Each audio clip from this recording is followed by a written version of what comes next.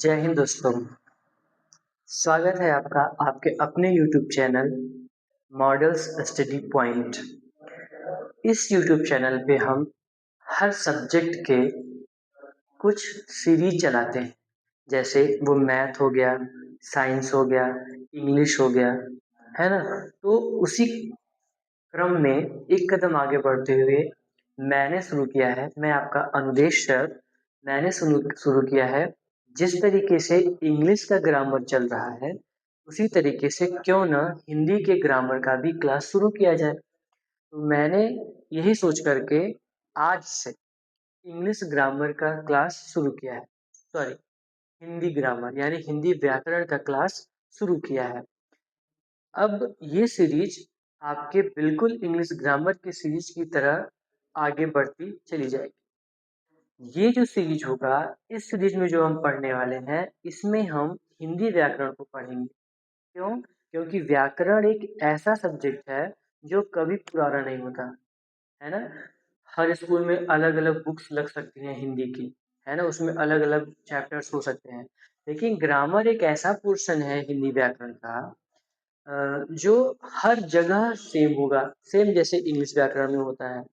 तो मैंने यही सोच करके, चाहे वो कक्षा 6 का लड़का हो, चाहे वो कक्षा 12 का लड़का हो, चाहे वो किसी कंपटीशन एग्जाम की तैयारी ही क्यों न कर रहा हो, कोई भी बालक जिसको ग्रामर समझना है कि हिंदी व्याकरण क्या है, कैसे समझते हैं, तो मेरे इस चैनल से जुड़ जाए।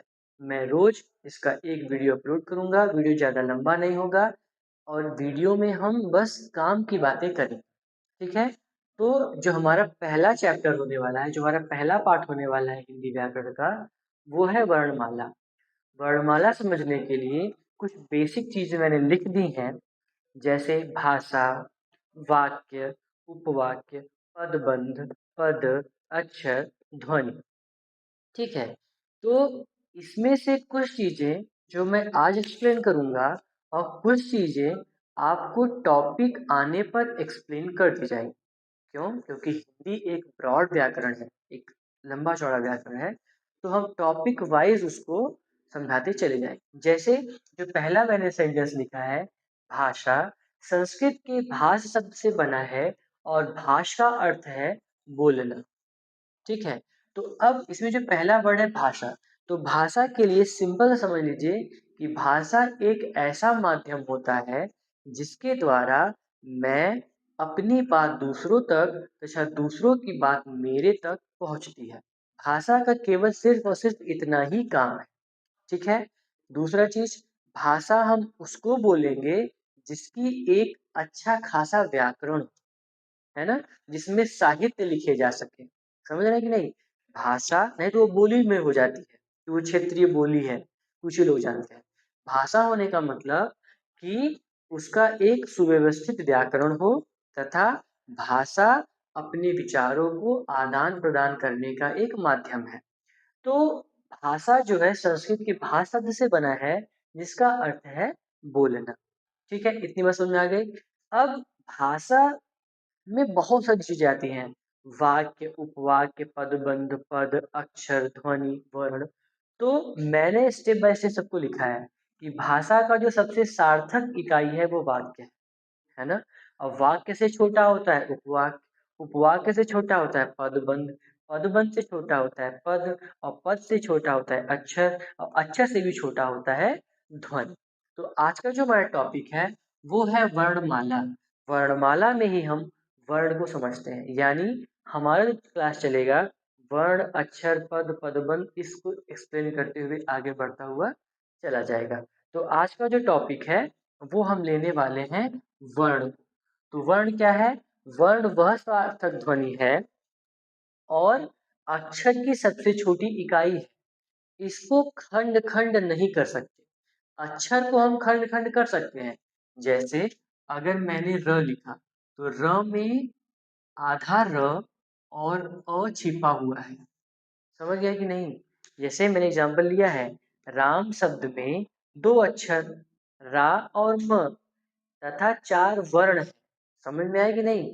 आज का जो हमारा टॉपिक है वो है वर्ण, ध्वनि। वर्ण से रिलेटेड हो जाएगा अक्षर भी। ठीक है ना। आज का जो हमारा टॉपिक है वो है अक्षर और ध्वनि, है ना। बाकी हम अक्षर ध्वनि समझ लेंगे।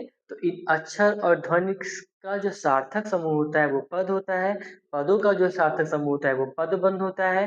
पदबंध का जो सार्थक समूह होता है उपवाक्य होता है। उपवाक्य का जो सार्थक समूह होता है वो क्या होता है, वाक्य।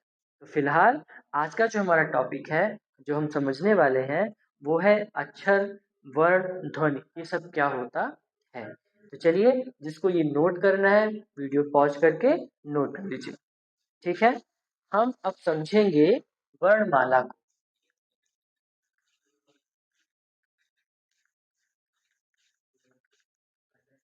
ठीक है। तो वर्णमाला, अब आप अपनी अगली हेडिंग लिखेंगे वर्णमाला। ठीक है। वर्णमाला में लिखेंगे सबसे पहले वर्ण।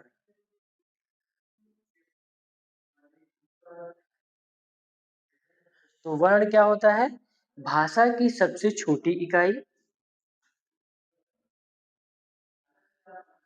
भाषा की सबसे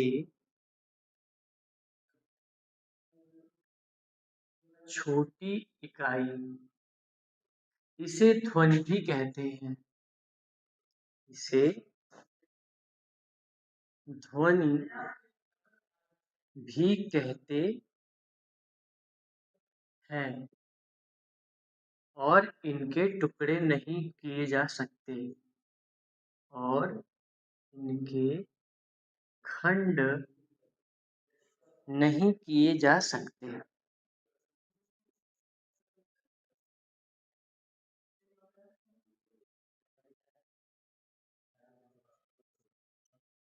ठीक। अब वर्ण से बनता है हमारा वर्णमाला। वर्ण से बनता है वर्णमाला। और एक चीज, हम इसमें स्वर जोड़ करके एक अक्षर बना देते हैं, है ना। वर्णों में वर्णों में स्वर जोड़कर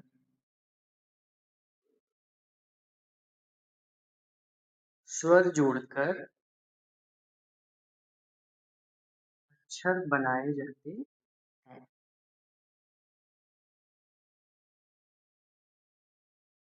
ठीक। तो अब हम आते हैं, जो हमारा टॉपिक है वर्णमाला। तो क्या होगा, अब आप समझ गए होंगे। वर्णों का एक सुव्यवस्थित समूह वर्णमाला कहलाता है। वर्णों का, हेडिंग डाल लीजिए, वर्णमाला। वर्णमाला में वर्णों का एक सुव्यवस्थित समूह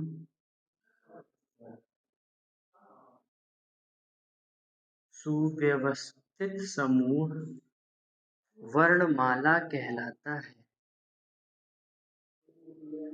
वर्णमाला कहलाता है। अब वर्णमाला में दो ग्रुप होता है।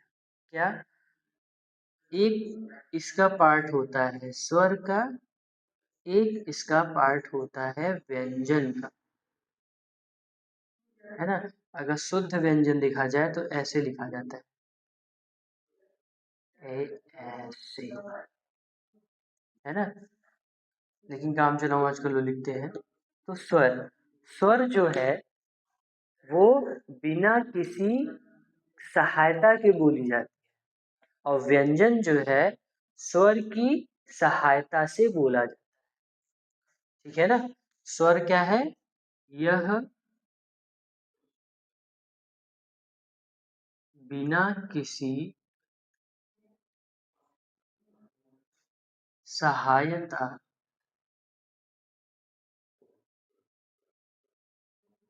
बोली जाती है।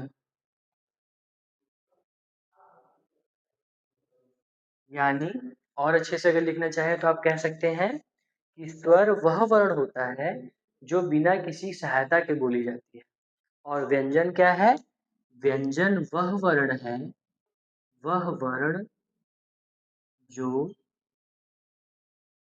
स्वर की सहायता से बोली जाती है।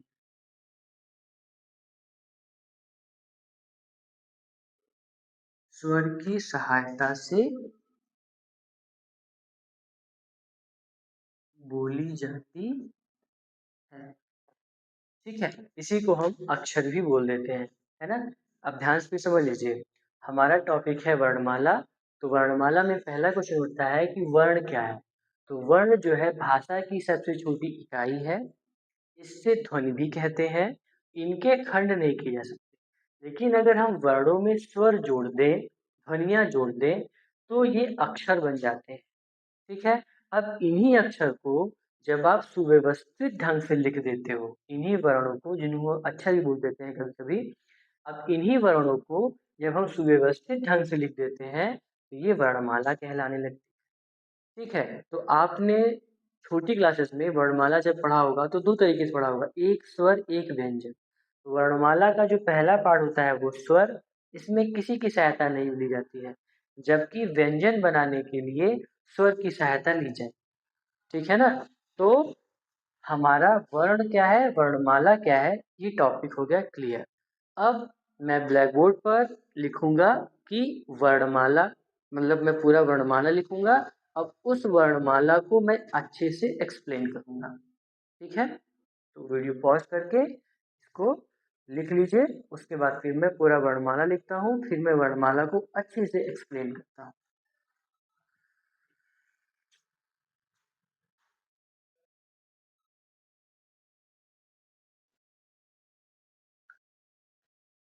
हाँ दोस्तों, आपने अभी नोट किया कि वर्ण क्या है, वर्णमाला क्या है।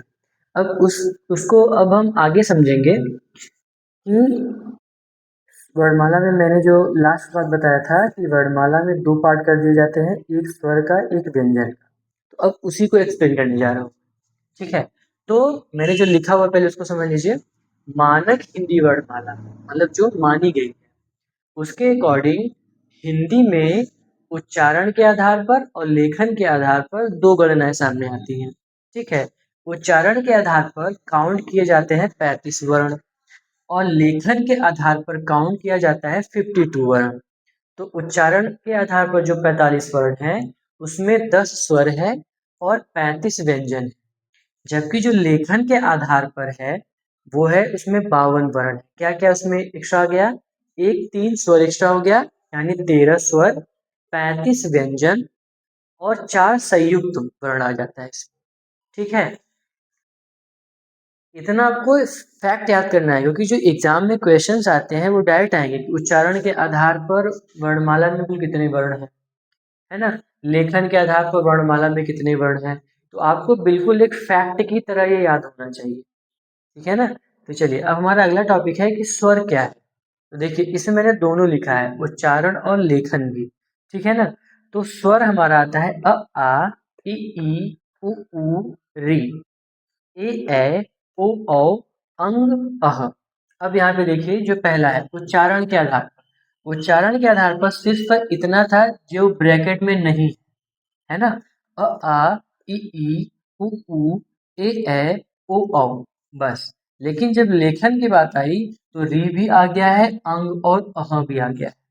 ठीक है ना। तो लेखन के आधार पे 3 स्वर और बढ़ गए, कुल 10 थे, 10 3 13। तो लेखन के आधार पर 13 हो गए। ठीक है ना। और इसमें अंग और अह जो है, ये स्वर होने के साथ साथ इनका एक नाम और भी है, इनको कहते हैं अयोगवाह, है ना। अयोग वाह। कभी कभी क्वेश्चन पूछ लेता है कि जो स्वर में काउंट होता है लेकिन स्वर नहीं, तो ये यही है, अंग और अह। इसको अनुस्वार, इसको विसर्ग भी कहते हैं। अंग, ये जो ऊपर है, इसका नाम पड़ जाता है अनुस्वार, और ये जो अह है, इसका नाम पड़ जाता है विसर्ग, है ना। अनुस्वार का सिंबल ऐसे लगता है और विसर्ग का सिंबल ऐसे लगता है। आपको इतना भी नोट कर लेना है। ठीक है। तो उच्चारण के आधार पर 45 वर्ण, लेखन के आधार पे 52 वर्ण, है ना। जिसमें से 10 स्वर 35 व्यंजन, 13 स्वर 35 व्यंजन, 4 संयुक्त वर्ण। ठीक है, तो मैंने स्वर लिखा है, स्वर के सामने मैंने अक्षर में लिखा है जिसमें लेखन और उच्चारण दोनों है। तो पूरा स्वर अनुसार री, अंग और अह, ये लेखन के आधार पे हमारे स्वर कहलाते हैं, लेकिन उच्चारण के आधार पर ये हमारे स्वर नहीं है। अंग और अह का एक दूसरा नाम भी है अयोगवाह। अंग का जो मात्रा है वो ऐसे लगता है और अह का जो मात्रा है वो ऐसे लगता है। ठीक है, इसको अनुस्वार और इसको विसर्ग कहते हैं। अब हम चलते हैं व्यंजन की ओर। तो मैं इसको बोर्ड को क्लियर करने जा रहा हूँ, आप स्टॉप करके इसको लिख लीजिएगा। ठीक है, तो हमारा अगला हेडिंग जो होगा वो होगा वर्णमाला का सेकेंड पार्ट, जिसको हम कहते हैं व्यंजन, है ना।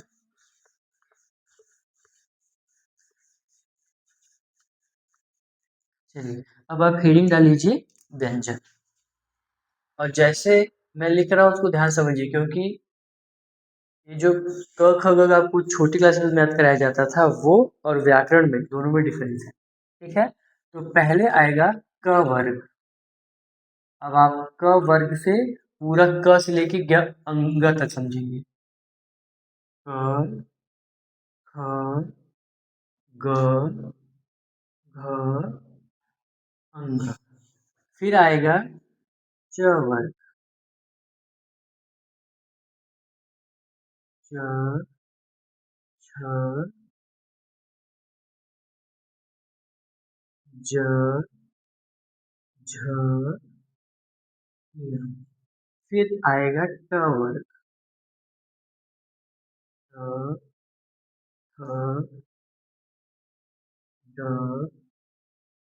ढ, अण। कभी कभी ड और ढ के नीचे ऐसे भी लगाना पड़ जाता है। इनको हम कहते हैं द्विगुणित व्यंजन। क्या कहते हैं? द्विगुणित व्यंजन। क वर्ग, च वर्ग, ट वर्ग। अब आएगा त वर्ग। क, ख, द, ध, न। ठीक, इसके बाद आएगा प वर्ग। प, ह, ब, ह, म। ठीक, अब इसके बाद इनका नाम हम वर्ग की तरह नहीं लिखेंगे। अब इनका नाम हो जाएगा अंतस्थ,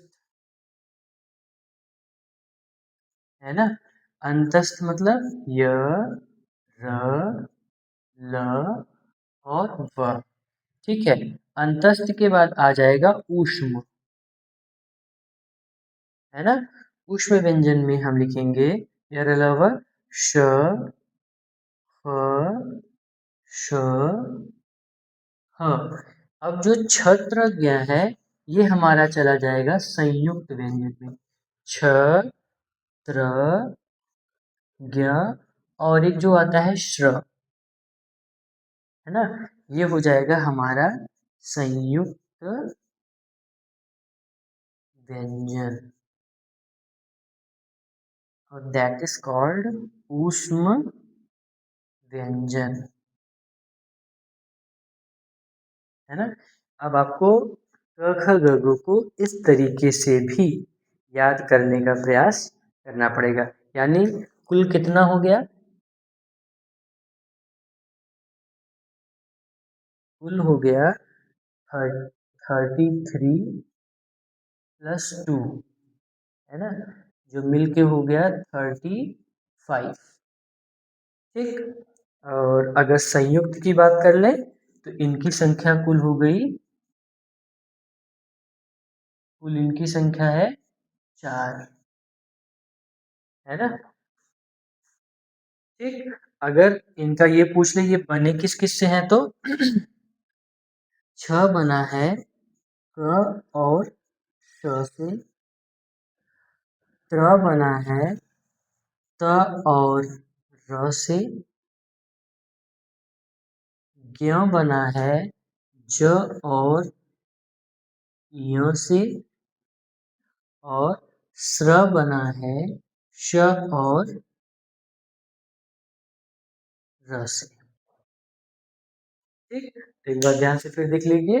व्यंजन में हम क ख ग घ अंग को कवर, च से लेकर के य तक को चवर, ट से लेकर के अण तक को टवर। इसी में हमारे दो आ जाते हैं और व्यंजन, ढ और ढ जिनके जो बिंदी लगी होती है, तथा त से लेकर के न तक को तवर, प से लेकर के म तक को पवर्ग, तथा यर लव का नाम अंतस्थ, शख शह का नाम ऊष्म, तथा छत्र ज्ञ और स्र को हम संयुक्त व्यंजन के नाम से जानते हैं। तो आज का क्लास यहीं तक रखते हैं, हम अगली क्लास में और इनको डिटेल में पढ़ेंगे। तब तक के लिए हमारे चैनल को लाइक सब्सक्राइब शेयर जरूर कर दीजिएगा। जय हिंद, जय भारत।